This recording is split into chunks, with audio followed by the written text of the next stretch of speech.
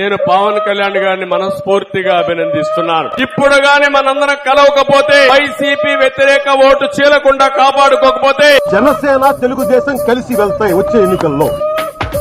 మిమ్మల్ని ఎక్కడో చూసినట్టుందండి. చేస్తే సినిమా యాక్టర్ గా వచ్చారు. జీవితాలు సినిమా కాదు. ఒకవేళ తమ్ముళ్ళు ఎవరైనా కుర్రవాళ్ళు మోసపోతే మీ జీవితాలు అంధకారం అయిపోతాయి. తమ్ముళ్ళు మీకు ఇష్టమంటే సినిమా 3-4 సార్లు చూడండి, కానీ మీ ఓటు మాత్రం వేస్తే మీరు నష్టపోతారు. టీడీపీతో చదవడానికి నాకేం పిచ్చింది. సైకిల్ చైన్ తెగిపోయి చాలా సంవత్సరాలు అయిపోయింది వాళ్ళకి. ఇప్పుడు సైకిల్ చైన్ లేకుండా సైకిల్ ఎక్కడికి అక్కడే దొక్కుతూ అక్కడే ఉన్నారు. వాళ్ళకి తిరిగిన ఫీలింగ్ ఏదో కష్టపడుతున్న ఫీలింగ్ అంటే స్టాండ్ వేసుకుని తొక్కుకోమండి సైకిల్ చైన్ లేని సైకిల్.